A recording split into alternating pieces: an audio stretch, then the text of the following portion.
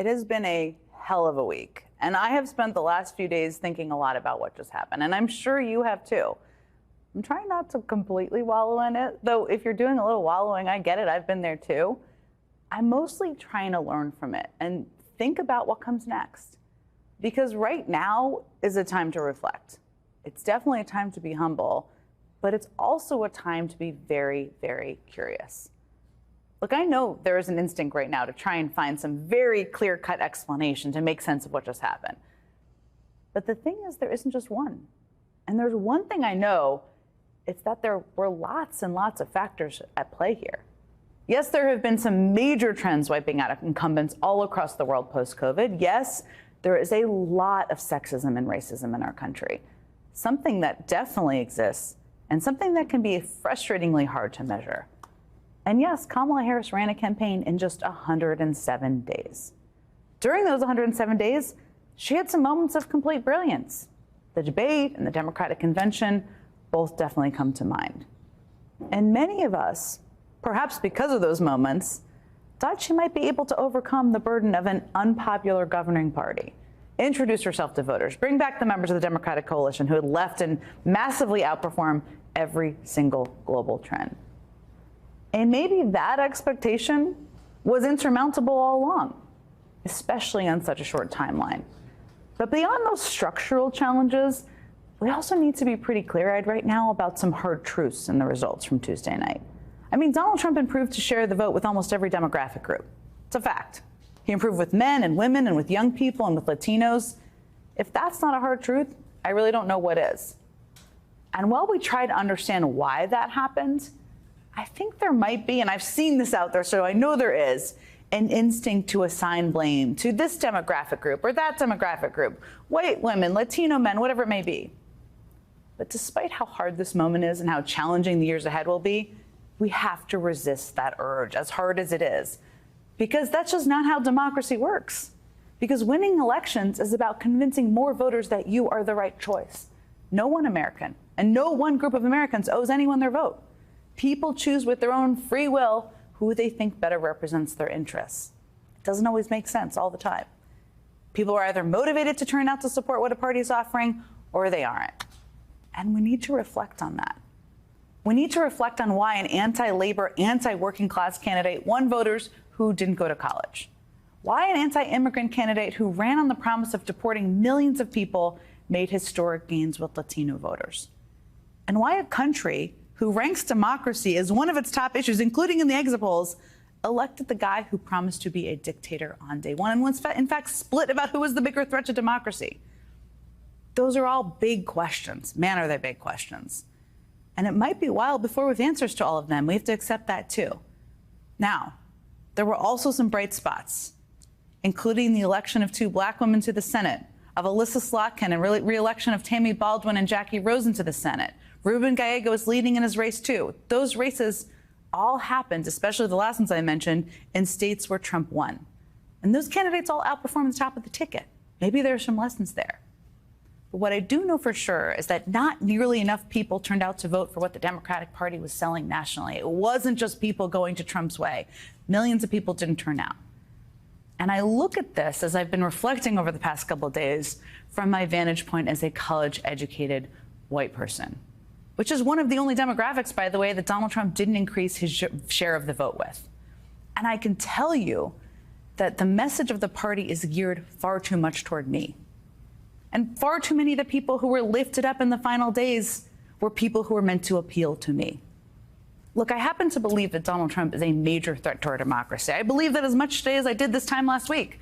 Fascism is a threat, a dire one. So is authoritarian leadership. I believe that in my bones, and I believe it's what we're facing. But clearly that message didn't connect with enough people. And maybe it was the wrong closing message to choose with the wrong people. Too many people either didn't buy it and didn't show up, or were willing to price in the risk because other issues were more important to them. And the answer to that failure isn't to say fascism doesn't matter. It does. Or to say everyone who didn't vote for Harris is to blame for not hearing or understanding the threat. It's for candidates to rethink how they prioritize what they talk about moving forward. It's to rethink how they engage moving forward. Do that Joe Rogan podcast, by the way. Part of the answer is to stop diagnosing and to start listening. And this week I thought a lot about the first presidential campaign I did in 2004. It's not exactly the same at all, but there are some lessons here. For one, it produced an outcome that also made very little sense at the time. It did not make any sense that the country chose a man who had started a deeply unpopular war in Iraq over a decorated Vietnam War veteran who had spoken out against it. But they did. And it left the Democratic Party with a huge leadership vacuum at the time. Turns out, vacuums can be a good thing sometimes. I mean, 2 years later, the country rejected George W. Bush's failed presidency, which it was, and Democrats won back the House for the first time in 12 years, making Nancy Pelosi the first female Speaker of the House. 2 years after that, the Democratic electorate, after a hard-fought primary with very good candidates, chose a black man with the middle name Hussein over the party establishment candidate as their nominee. And the country chose that same man, Barack Obama, to be their president twice. I traveled with him to nearly every event he did on both presidential campaigns. And I can tell you that he won by throwing out the playbook and showing up for years to places people didn't expect. Even when he was running for Senate, he was all over Southern Illinois. He won by being fearless. He refused to accept the notion that the country would only elect someone who looked or sounded a certain way. He did it by believing that, yes, we can as a country. And yes, the man is a once-in-a-generation speaker. And yes, the coalition would be different today, and the politics are very different. But my point is this. He didn't win by talking at people. He won by listening. He won by listening to the country and charting a new path fearlessly forward based on what he heard. So I know you're feeling confused, upset, pissed off. You want clear answers. And I am sure you're feeling exhausted. I totally get it. But as painful as it is right now, even in the midst of that exhaustion and anger that you're feeling, again, understandable, it's important that we don't fall into the trap of believing that things can't get better, that we can't get to the other side of this, because they can get better, and we can. So let's listen carefully, let's be curious, let's learn a lot, and let's get back to work. And I have two people joining me to start with who are doing exactly that. Mallory McMorrow is a state senator from Michigan. When Trump won in 2016, she ran for office in Michigan and won. Justin Jones is a state representative from Tennessee, and he has always been fearless about speaking out for what he believes in a very red state. They're two of the most inspiring and authentic Democrats I know, and they were exactly who I wanted to talk to today as I'm trying to make sense of this. So, Mallory, let me start with you, because I just kind of laid out some of my thinking about this moment. First of all, I welcome anything you disagree with. But I've also been watching a lot of the videos you've been doing online, which are so good. You've been answering so many questions that people have been sending, hard ones. You've been so raw and authentic in it. I just wanted to ask you kind of a question from me. And what are you saying to people who might feel disoriented and discouraged right now, who are asking you as somebody who represents them or just asking you online? So first of all, I think just acknowledging that people have every right to be angry and pissed off and don't want to hear, don't worry, it's going to be okay, because that takes the ownership off of us. And really, we don't know if it's going to be okay. But the thing about this country that's so beautiful is we get to decide. And I have been so moved. You know, I started doing this Q&A on my Instagram just before the election to ask if people had questions about voting. And then post-election, I just posted, ask me anything. And there are tens of thousands of people watching these videos, sharing them. I'm sitting on more than 200 questions of people who are ready to get to work and just want to know how. And amidst all of it, that gives me a lot of hope. That is a lot of hope that it offers. Justin, maybe he can be a guest. Maybe he can be a guest answerer at times if you need. So Justin, let me turn to you, because you're one of the people, when I don't know how to make sense of a moment, I think of what might be going on in your head and how you're making sense of it. How are you making sense of this moment, and what are you telling people who feel frustrated and angry and like they just want to give up and turn off the news and not get engaged with politics anymore?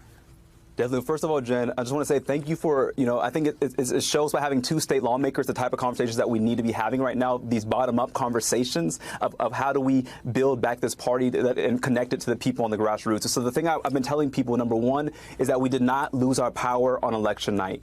That our power, I live in a state that has been under MAGA control for the past few years in a super minority, and every day we've continued to fight because we know that the South is worth fighting for and this nation is worth fighting for. And so one thing I would say is that right now, Democrats don't need to be a pity party. We need to be a populist party, a party that uplifts our, the things that people want to see delivered on. Things like, free lunch and free breakfast for kids in schools. Things like protecting our environment and clean air and clean water. Things like fighting for college affordability. We need to be a bold party and show what it means to be fighters in this time. People want us not to be a party that just wants to maintain things as they are, but who has a prophetic and bold vision of what this nation can be, what it ought to be, what it should be. And it's time for us to be bold and to offer moral clarity. Election night should not bring us into despair or denial. It should bring us into deeper solidarity, into deeper moral clarity as to what the vision we want this nation to be, and give people something to fight for and not just fight against. I think that's what we have to offer people in this time. That's such a powerful, powerful message. I've been thinking about this so much over the last couple of days. So let me turn that back to you, Mallory, because there's a disconnect here. I think Justin talked about it. You're in a state in Michigan where Elissa Slotkin was just elected to the Senate, which, as I said, is a very bright point. It was lost at the presidential level. How some things we're not resonating. So how, in your view, does the party go from here in terms of that national message, that message that Justin's talking about, connecting with the millions of people who didn't show up across the country? So look, I have said for years, we as Democrats have to talk to people like you would talk to your friend at a bar. Nobody wants to be lectured at. I have gotten a lot of comments, frankly, from Trump supporters on a lot of my videos, and sifting through all the ugliness, there's a message from a lot of people. One said, hey, we don't hate you, but we're going to have lower prices and we're not going to have wars. And that is a question for me of why? Why is that the takeaway that they took from this man, that you were willing to overlook everything else and take that vote? And what can we do to meet people where they are? I think that something that's also a good reminder is 2016 gave us 2018. And here in Michigan, that gave us Gretchen Whitmer and Elissa Slotkin and me. There were a lot of people. And me, right. We all got together and said, we can make this better. We have to meet people where they are. And Gretchen won on a message of fix the damn roads. That's pretty straightforward that people can understand. And I think people want to see people who talk like them, listen to them, and to Justin's point, who fight for them. 4 days after the election, America's new political landscape is starting to take shape. But unlike his predecessor, President Biden is laying the groundwork for a peaceful transfer of power. Biden has invited President-elect Donald Trump to the White House for an Oval Office meeting on Wednesday, resuming a tradition Trump broke in 2020 when he refused to grant the same courtesy to Biden. Meanwhile, on Capitol Hill, we're still waiting to see if Republicans will have a governing trifecta in Washington. Not only do they have control of the White House with Trump's election, they also have retaken the majority in the U.S. Senate. So far, they have 53 seats.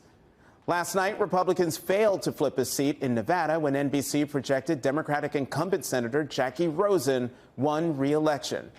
But some key races have yet to be called. In the Commonwealth of Pennsylvania, incumbent Democratic Senator Bob Casey is currently trailing his Republican challenger by a half a point. And out west in Arizona, Democratic Congressman Ruben Gallego leads Republican Kari Lake by more than 1 percentage point. As for the House of Representatives, NBC has yet to call 19 races, and depending on the district, it could take days or even weeks to finish counting the votes. It's all that's standing in the way of us knowing whether Republicans maintain their majority or if Democrats retake control of the chamber and make leader Hakeem Jeffries the new Speaker of the House. The anti-Trump movement isn't wasting any time showing its displeasure with Tuesday's results. Today in Washington and New York City, protesters marched against Trump's policies with more demonstrations planned ahead of his inauguration on January 20th. Now that I've had a few nights' sleep and some time to reflect, I have some thoughts on why we are now bracing for a second Trump administration. I don't care what anyone says. Vice President Kamala Harris ran a superb campaign. She promised to make our lives better. I will deliver tax cuts to working people and the middle class. I will make sure you have a chance not just to get by, but to get ahead. Because I believe in honoring the dignity of work. I will enact the first ever federal ban on price gouging on groceries. Cap the price of insulin and limit out-of-pocket prescription costs for all Americans. As president, I will fight to help first-time home buyers with your down payment, take on the companies that are jacking up rents, and build millions of new homes. I'm going to cut the red tape and work with the private sector and local governments to speed up building and get it done. I'll fight for a child tax credit to save them some money, which will also lift American children out of poverty. I'll work to lower the cost of childcare, which is out of reach for too many working families today. She stood up for America's leadership role in the world. I will strengthen, not surrender, America's global leadership. And I will stand with our friends because I know that our alliances keep American people safe and make America stronger and more secure. She warned us about the twice impeached, 4 times indicted and convicted on 34 felony counts former president found liable for sexual abuse who roared against what he called the enemy from within. Donald Trump has told us his priorities for a second term. He has an enemies list of people he intends to prosecute. Donald Trump intends to use the United States military against American citizens who simply disagree with him. People he calls, quote, the enemy from within. And she spoke to our better angels. America, I know the vast majority of us have so much more in common than what separates us. I know it. The United States of America is the greatest idea humanity ever devised. A nation big enough to encompass all our dreams, strong enough to withstand any fracture or fissure between us, and fearless enough to imagine a future of possibilities. Over the course of 107 days, Kamala Harris demonstrated resolve, embodied purpose, projected toughness, and she wrapped it all up in a joyful passion for public service that resonated with millions who wanted to see themselves, hear themselves in someone seeking the presidency. And yet, Donald Trump is president-elect because the entire nation swung to the right. Look at this map from the New York Times. Red counties in red states got redder. Blue counties in blue states moved more to the right. According to the New York Times, more than 90% of counties with nearly complete results shifted in Trump's favor. Donald Trump is president-elect because, as of right now, he got 50.5% of the vote, the first Republican president to win the popular vote since George W. Bush in 2004. Vice President Harris needed a broad coalition to win the White House. After all, no Democrat running for president has won a majority of the white vote since 1964. Harris was never going to get there with the overwhelming support of 91% of black women and 77% of black men. They were only 7% and 5% of the electorate, respectively. She needed to win over white women, a not unreasonable expectation that she could, given the electoral backlash the overturning of Roe caused in states, particularly in red states like Kansas. But Donald Trump is president-elect because, according to the exit polls, he won the majority of 3 of the top 6 voting blocs. White women were the largest voting bloc at 37% of the electorate. They gave him 53% of their vote. White men were 34% of the electorate, and gave Trump 60% of their votes. Latino men were 6% of the electorate and gave Trump 55% of their vote.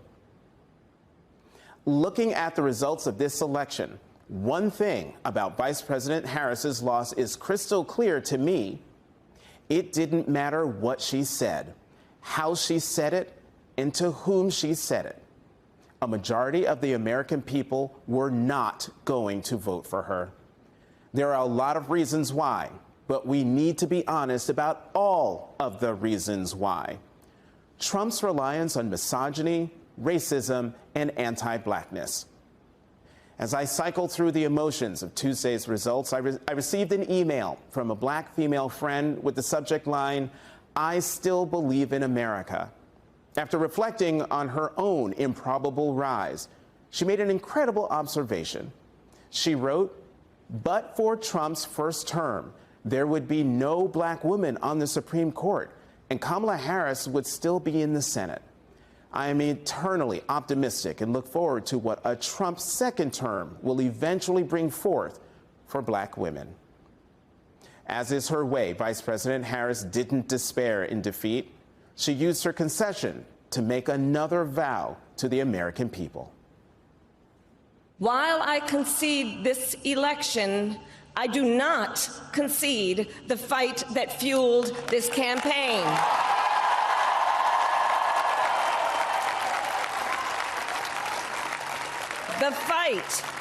The fight for freedom, for opportunity, for fairness, and the dignity of all people.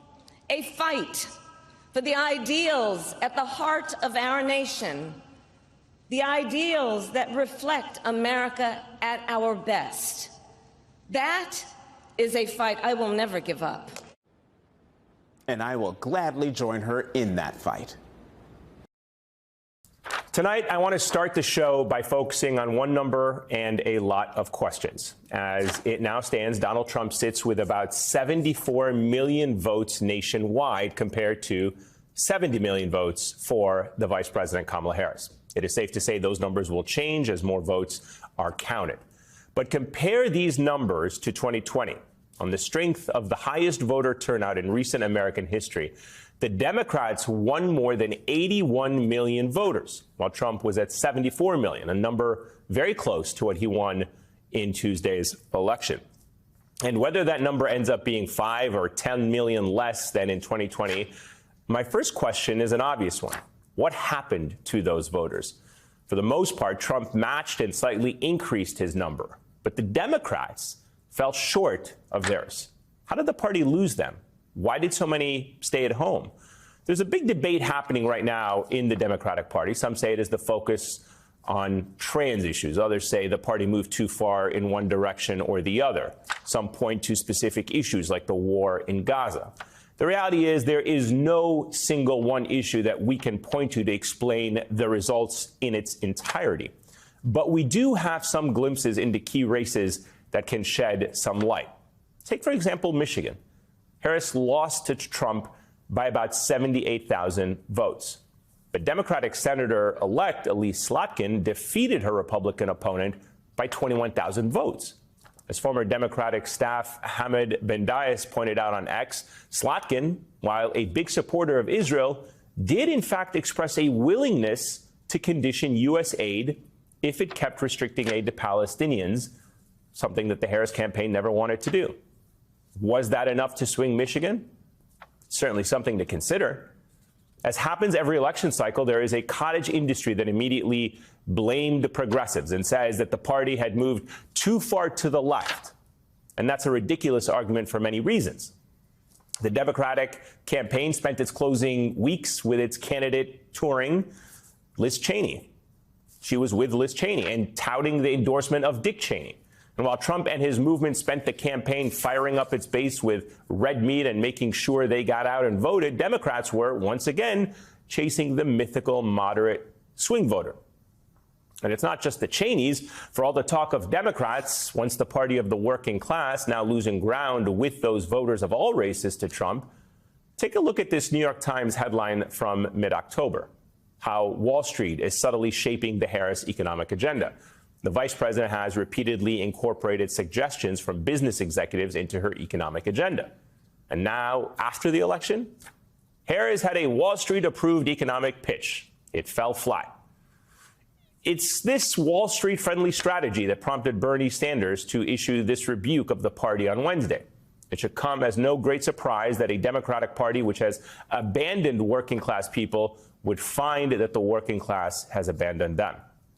While the Democratic leadership defends the status quo, the American people are angry and want change. Now, unlike Joe Biden's 2020 campaign, which actually incorporated Bernie's platform into its own, party leadership now is rejecting this critique. First, the DNC chair, Jamie Harrison, calling it straight up BS. And today, Nancy Pelosi telling the Times of Bernie Sanders he has been a wonderful, shall we say, champion for his point of view, but his point of view is not correct when he says the Democrats have abandoned working families. The trans issue has come up quite frequently in election postmortems, thanks to a multi-million-dollar anti-trans ad from the Trump campaign. Trans Americans are not the only ones feeling the brunt of the post-election Democratic scapegoating. Similarly, Democrats won the majority of Latino Americans, but the slight shift of some Latinos to Trump has some Democrats wagging their fingers at Latinos, wondering how they could support a man promising the largest mass deportation in history. Arab and Muslim Americans are also being blamed, as Israel's war on Gaza has caused many of these voters in key swing states, as we explained, abandoning the Democratic Party. In Michigan, for example, Donald Trump won Dearborn and made huge gains in Hamtramck, the two cities which have the highest percentage of Arab Americans in America. And while we should all practice some humility and patience while trying to assess the collective decision of 145 million Americans, we should have no patience for those who want to scapegoat certain racial, religious, or minority groups for their electoral failures. For a party running against the racism of Donald Trump and the MAGA movement, scapegoating minority groups for not voting Democrat in high enough numbers is not really a good look. And while millions of Americans rightfully fear the policies of the Republican Party, some of these groups have the added burden now of also fearing some Democratic Party policies as well. The truth of the matter is there is no single reason for the Democrats' failure to defeat such a repulsive candidate, and there were multiple factors at play. But there is one complaint that absolutely no one is making. Not a single party official or pundit can argue that the Democrats didn't raise enough money to compete in this race. In fact, just the opposite. Overall, the Democratic campaign and Democratic outside groups spent almost $1.8 billion, while the Trump campaign and his allies spent $1.4 billion. Which brings me to my final point. This week, 145 million American voters decided who the next president will be. But they did so in a political system, an economic system, and an information ecosystem that is dominated by a few wealthy individuals, powerful corporations, and those capable of writing $100 million worth of checks to their favorite candidates. The events of this past few weeks, including the actions of people like Elon Musk and Jeff Bezos, have helped demonstrate that. Donald Trump is a massive and unique threat to the freedom and rights of Americans, and his victory is a major setback for our society. But there are forces larger than him that preceded his first term in office, propped him up, and will live on post-Trump. American oligarchy. During the campaign's home stretch, Democrats openly wondered whether their saving democracy message was actually working. One reason why it may not have worked is this. With the obscene amount of power so few individuals have over our lives and our political system, what democracy were Americans being asked to actually save? Kicking us off tonight is Viet Thanh Nguyen, Pulitzer Prize-winning author of The Sympathizer, which was recently adapted for television by HBO. He's also a professor at USC. Viet, it's great to have you on the show. Thank you for joining us. You know, in 2016, after Trump won the first time, I think the country collectively learned of this word resistance. It was on everyone's tongue, so to speak. In your piece before this election in Zeteo, you wrote that our fight is against both, no matter how we vote. And it seems you are better prepared for resistance than most of us as of today. Give me your thoughts on how this election turned out and where we go from here. Amy, it's such a pleasure to be here with you today. I thought you did a pretty good summary of the many varieties of different possibilities, but I'll just push on a couple of different things, which is that I don't think resistance is new in this country. I mean, resistance has been practiced by many different populations in this country since the very beginning of the United States. And that's one of the things I wanted to bring attention to, that Donald Trump and what he represents is nothing new in this country. We've had a long tradition of people exactly like him who demonize, who scapegoat, who use terror against numerous others. It's a very easy politics of hatred and exploitation that he espouses, but it goes all the way back to the beginning of the country itself. So when we should ask indigenous peoples and African Americans whether or not they've ever been subjected to these kinds of politics before. I think they have, and they've always resisted. So the idea that we have not resisted before or that we're facing something new is something that we should dispose of. And one of the things that I think that probably needs to be stressed is that the Republican Party has moved far to the right and brought the center of the Democratic Party with them.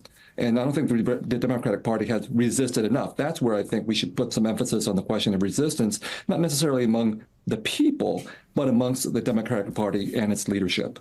Let me ask you about contradictions here, because I was very moved by some of your commentary after the election. You wrote a series of powerful posts, and you write, the United States was born from a fundamental contradiction that has never gone away. On the one hand, the beauty of democracy, opportunity, freedom, and equality. On the other hand, the brutality that made that beauty possible: colonization, genocide, enslavement, occupation, and war.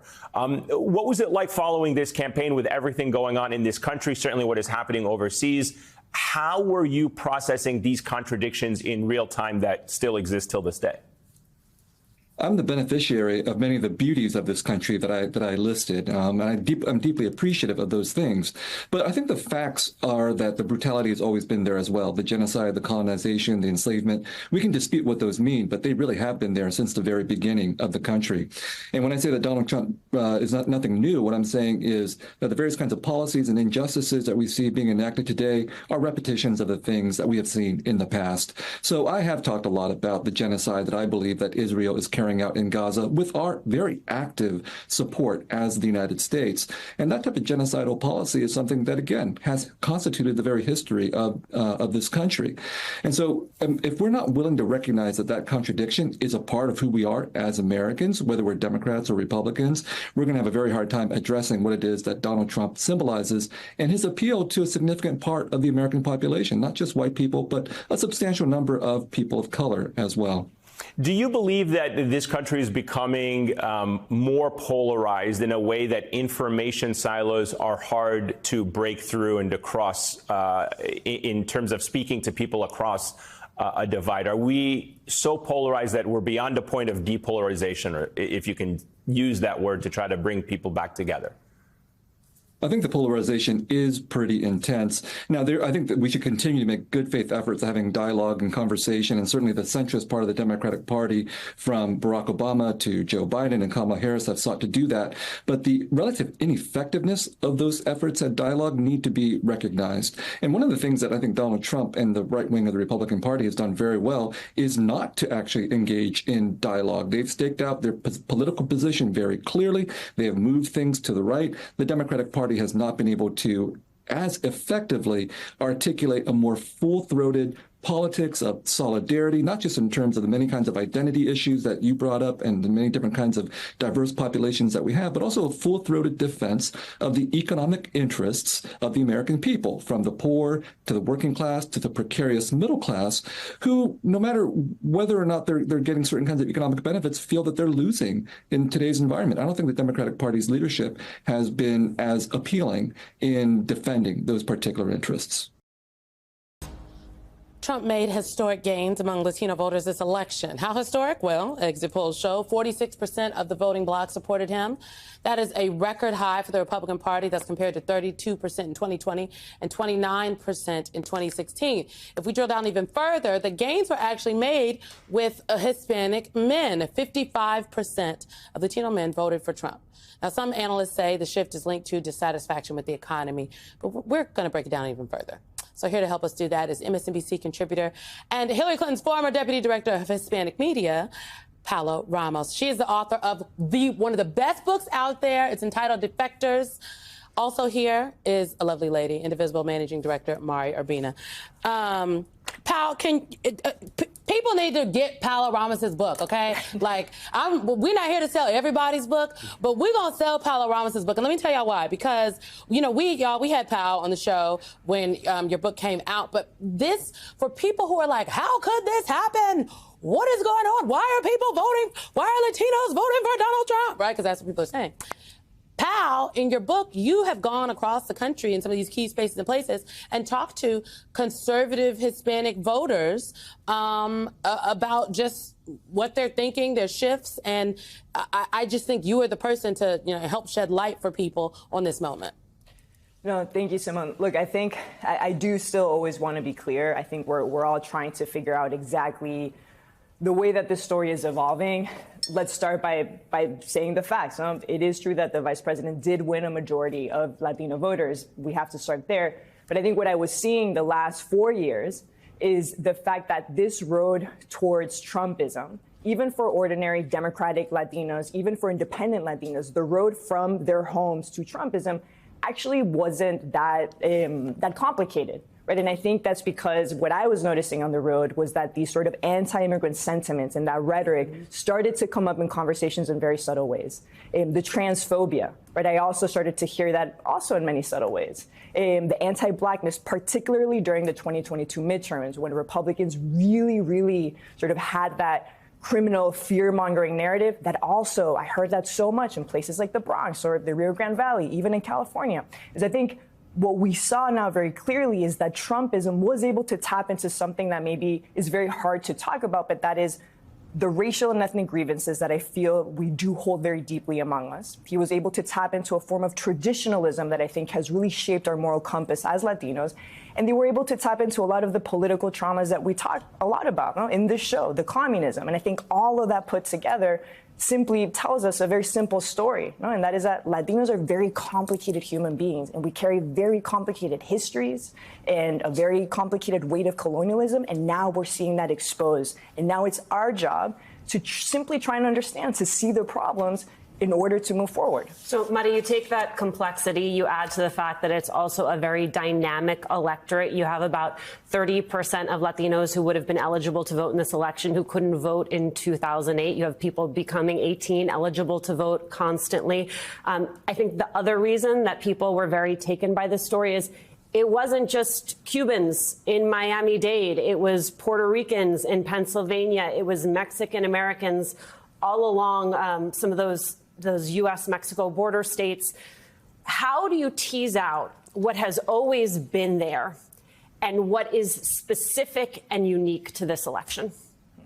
So two things that stand out for me, Alicia, is one, Latinos are fitting into a much broader context. I think when you look at the 7-point nationwide shift across 90% of counties, that's not just a Latino story. That is a broader electorate that's pissed, that wants lower prices, and that saw Kamala Harris as a status quo. And she couldn't get away from Joe Biden. So I do also think that part of what I think about when I'm contextualizing this election is also that political reality and that terrain.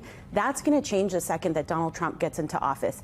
They will then be on the defense, is one. And then the second thing is, when you look at the performance of Democrats down ballot in Nevada, in Arizona, places that have a much larger share of the Latino electorate, you still saw Democrats hold on in the Senate. You saw Jackie Rosen hold on. You saw Ruben Gallego hold on. And so I also would I think that's the other part of texture that I'd add is that, yes, it is a young electorate. It is a dynamic electorate. And I don't believe Latinos voted for Project 2025. I believe they voted for lower prices. So, Paola, that raises a lot of interesting little vignettes for me around this transition and how particularly those in the Latino community see themselves as both immigrants and Americans at the same time. So you have a very interesting conversation that David Noriega had with the Alvarez family. I'd like to play a little bit of that, and we can chat about it on the other side. And I noticed that he was not scared to say what he felt, regardless of what people would say, and I think I respect that about him. When you hear Trump promise mass deportations, do you worry about them? Yes and no, because the ones that I know, they're doing good. they're not breaking any laws. I believe he's going to start deporting all the bad people.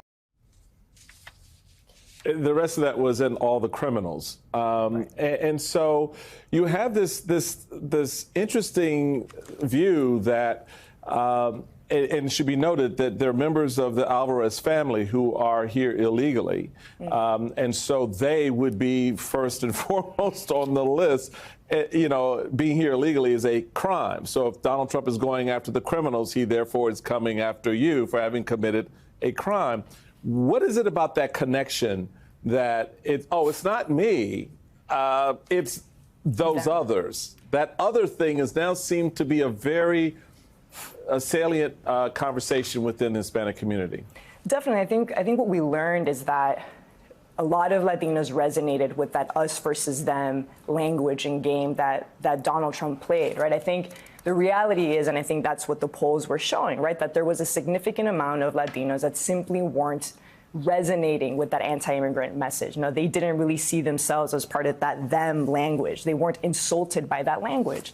You can explain that by many different ways. One of them is simply the fact that a lot of Latinos are simply more Americanized now. They're more assimilated. The majority of us are now U.S. born. The majority of us speak English. We're under 50. And so that's one way to sort of understand that. Then I think there's the real elements of the very real disillusionment. I mean, I've even been in places like Nevada and Arizona. I've talked to dreamers. I've talked to undocumented immigrants that have been in this country for over 20 years. And there is a sense of resentment that the Democratic Party has yet to fulfill their promise, to really promise and give them that comprehensive immigration reform.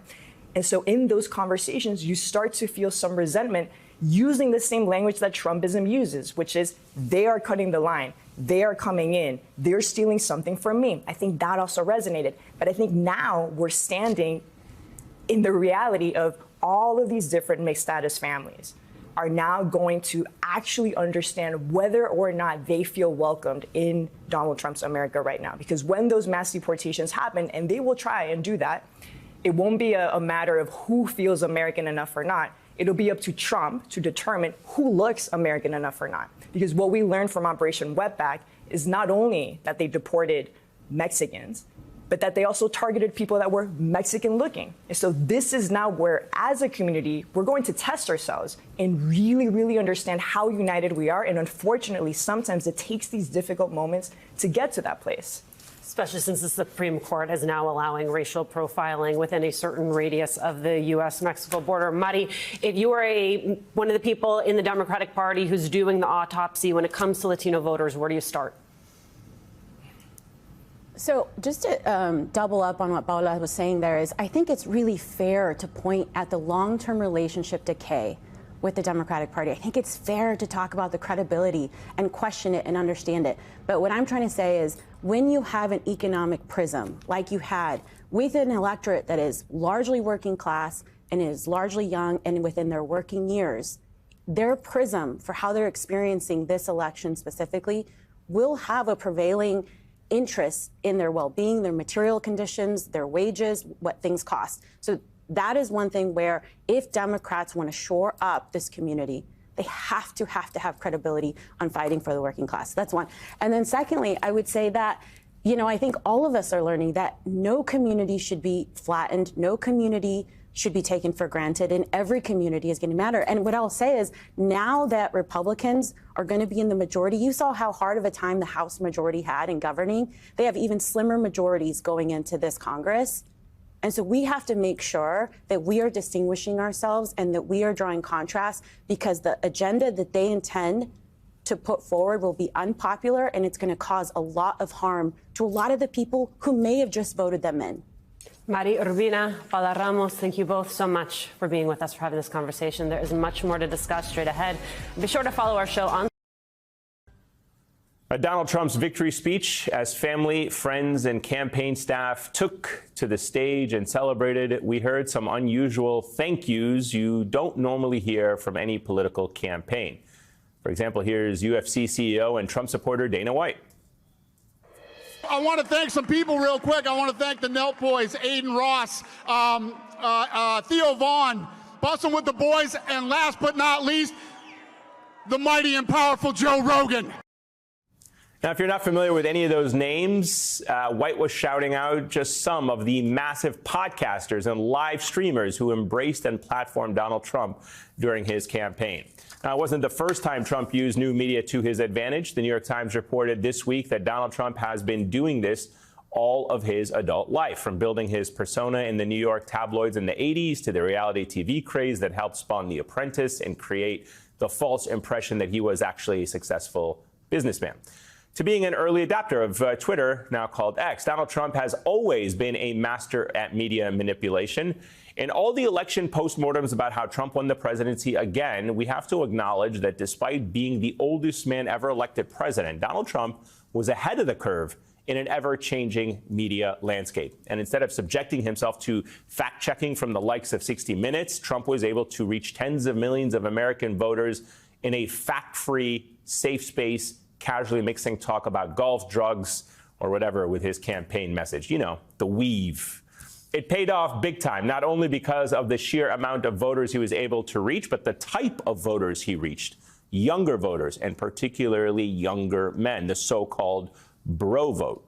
According to NBC News exit polling, Trump picked up a larger proportion of voters under 30 than any Republican presidential candidate since 2008. With men under 30, Trump beat Harris by 2 points after losing to Joe Biden with this very same group by 11 points back in 2020.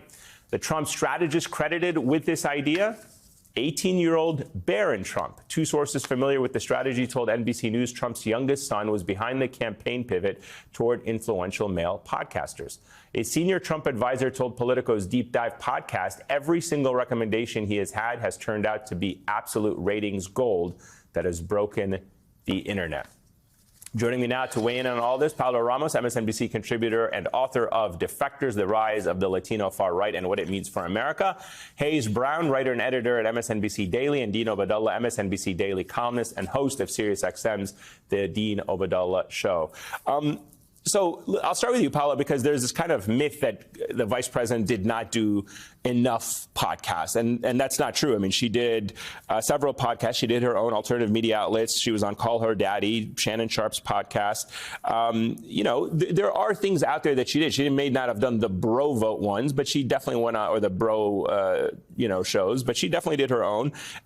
Do you think that there's merit to this idea that Trump's embrace of this type of cultural phenomenon, media phenomenon, was different than the way the vice president did? I think so, because I think he was doing that all the time, constantly. I think about his last day before the election. He was in Pennsylvania and he looked at his crowd and he said, all right, I'm going to go off teleprompter because I want to speak truth. So I think that kind of tells you what the strategy has been, that for over a year, he has been speaking his version of truth in this other ecosystem for months and months.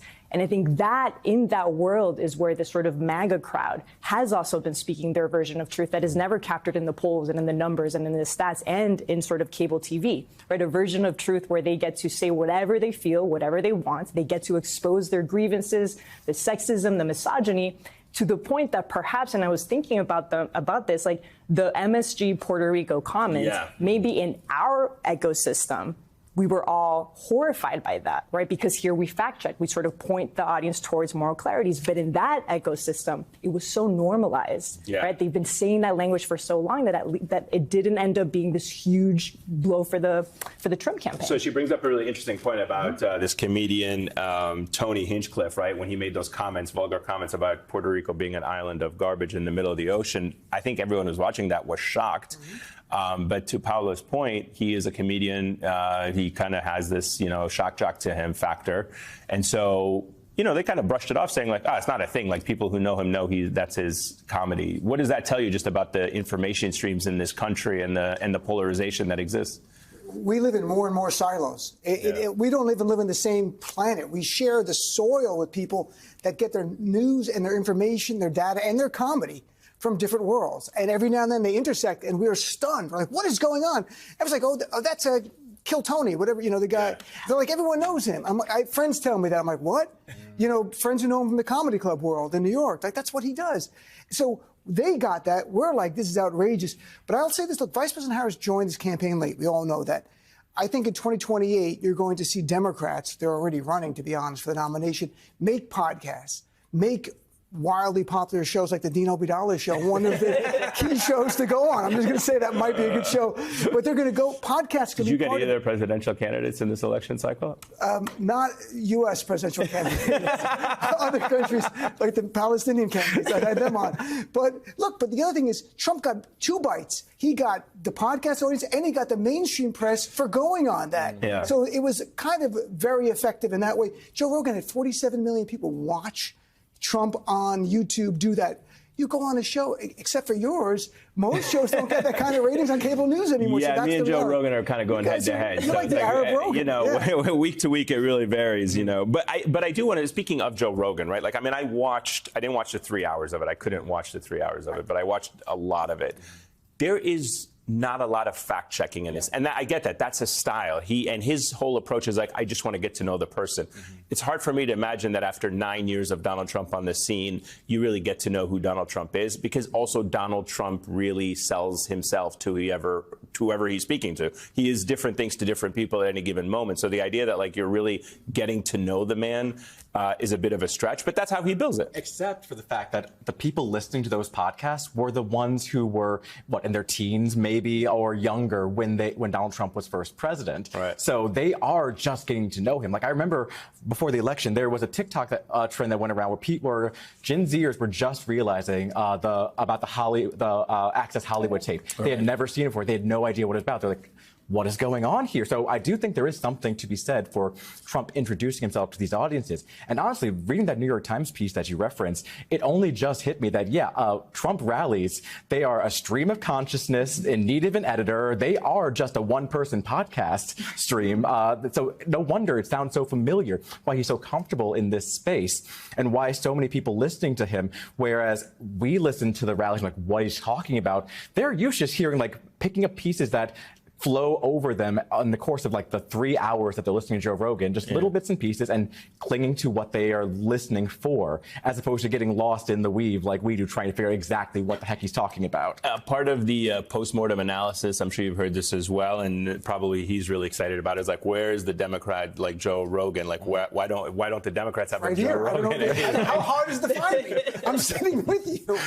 And so I was, joking aside, is that the right question though? I mean, people have also responded to that by pointing out, saying at one point, Joe Rogan actually was a fan of Bernie Sanders. And the fact that the Democratic Party did not do more outreach to him, did not have a constant kind of connection with him, so to speak, is probably a reason why they lost him in the end. I think at the very least, we need to understand that world. We were talking about Joe Rogan. Guess who's a big part of his audience? Latinos. Over 30% of his audience are Latinos, right? Young Latino men. And so we weren't really talking about that either. And I do think the fear, though, is that, to your point, we are literally living in two realities, right? And the day of the election, every single voter noted that democracy was their top issue. And 3 out of 4 people said that they were concerned about the state of democracy. But we all had completely different versions of what that threat meant, because our ecosystems were so completely different in the way that we were all talking about democracy. And so we better start understanding what they're saying there, because those are now becoming the trusted voices that are sort of shaping the way that people are thinking about democracy. And that's important. What's your take on it? I think that I agree that we should be listening and figuring out what they're saying in these mediums, but I think that this is the new version of Democrats need their own Fox News, right? This is just chasing to see okay, where are the conservatives talking? Where are they conversing on all these issues, and saying we need a version of that too. But Joe Rogan, he was popular before he had his podcast. He was on a popular TV show. He was a game show host. He had an audience before becoming the Joe Rogan of podcast world, of the right wing bro vote. Are you taking a dig at Dean, saying he was in? It sounds like you're saying he's I was on a Comedy Central special in 2008. So I'm saying Dean's a game show. And if you were up in the middle of the night, you probably saw that special. Byron Allen's Comics Unleashed 2012. I'm there. I'm not sure why you missed me, Hayes. I'm so sorry. It's fine. Wait, hold on. But, genuinely speaking about this kind of, I've watched a lot of these podcasts, and it's just kind of getting together and you kind of shooting the breeze about these topics. It's not, I don't want to say it's not journalistic. It has a journalistic value because it gives insight into one's thinking, but it doesn't replace actual journalism where there is fact checking. And I feel like there is probably a specific reason why they wanted to do these, because you are not getting fact-checked in real time. Absolutely. That is the conscious decision by Donald Trump to go on with Joe Rogan. So you're not getting facts, but you know what you're getting? You're getting to know Donald Trump as a person. So if you didn't know him well, you listen for 3 hours. At the end of 3 hours, whoever that person is, if you've liked it, they're like your friend. They have a connection that's unlike normal political person and someone on, like with you or Joy Reid or someone else. It's a personal connection, and that's a winning strategy to get to know the person. But it's a parasocial connection. Like, it's not an actual real one. I feel like over the next 4 years, it'll be interesting to see what happens when all of the promises and the Donald Trump they think that they know turns out to be someone else entirely different. And joining me now, our good friend, Mark Polymeropoulos, former CIA operations officer and foreign relations expert. Hey, care to comment there on what Jake Sullivan quoted from the Japanese prime minister about reliance on America? Well, sure, Alex. Look, we're jumping into the unknown. We're not exactly sure what the Trump doctrine, if there is one, what's it going to be? He talks about he wants to kind of govern with this notion of strength, but I don't think we know what he believes exactly in. He's talked a lot on the campaign trail about getting out of Ukraine, ending the war in some fashion. And one of the things that I think Molly addressed in the previous segment is we're really looking to see who his foreign policy team will be. And with Senator Tom Cotton and now Mike Pompeo not in the mix, these were individuals who were more sympathetic to continued assistance to Ukraine. So if you're the Ukrainians, you are worried. If you are Europe, you're certainly worried. Ultimately, again, we just don't know. I think one thing you can see the Ukrainians doing now, and Zelensky certainly has been front and center on this, is they're almost playing to Trump's ego. You don't want Ukraine to turn into your Afghanistan. And there was that call that Trump had with Elon Musk was on it, which was a bit of a shocker. But Zelensky afterwards appeared to be somewhat satisfied. What does this mean? We don't know. Look to the next national security team. And of course, I think you do have to, of course, believe what Trump said on the campaign trail. This is not a great time for Ukraine. Lots of unknowns in the next several months.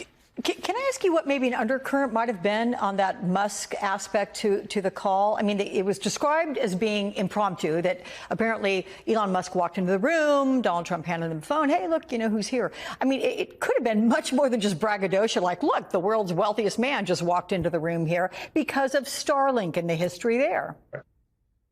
Right. So the Ukrainians have used Starlink very successfully. Musk has been kind of all over the place on this.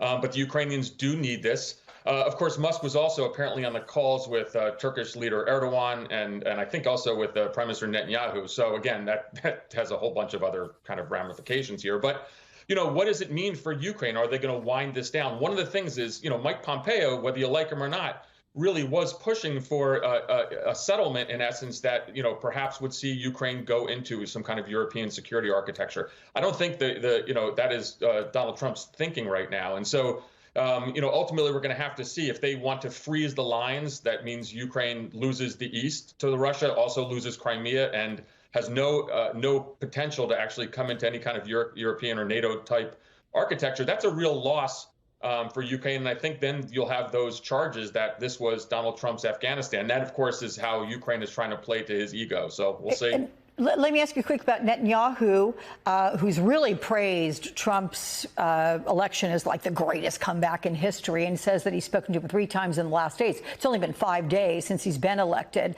What is Netanyahu hoping to get out of Donald Trump? Right. So this is really interesting because there's certainly celebrations on the Israeli right that Trump was elected. But remember, Trump says he wants to end the wars, and that's the war in Gaza and that's the war in Lebanon. Now, that is not the kind of stipulation of Netanyahu's allies on the extreme right. So how do they kind of reconcile this?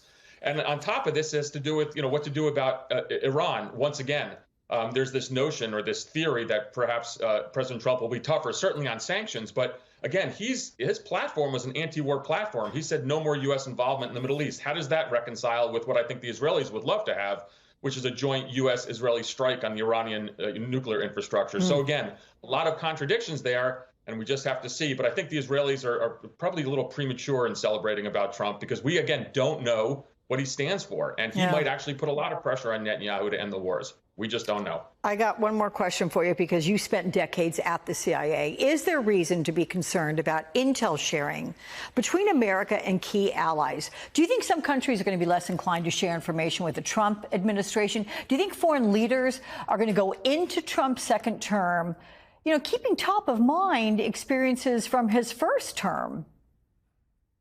Alex, I do, and I think it's going to be issue specific. For example, on counterterrorism, there will be continued sharing. There's no doubt in my mind on that. Those are really mutual issues between countries. But for example, on Russia, if you were, for example, the British intelligence service, would you share, as they've done in the past, their most sensitive human intelligence on Russia, knowing that Donald Trump has an affinity for Putin? I think there's some question on that, and ultimately that's not a good thing for America. So I think that our foreign intelligence partners are going to have it on a case-by-case basis, look to see in particular who is going to be the next CIA director, the next director of national intelligence. Are they going to be very political? Again, a lot of questions out there. Okay, Mark Polymeropoulos, which means you have to come back. So I'm going to have to keep asking them of you. Thanks, my friend.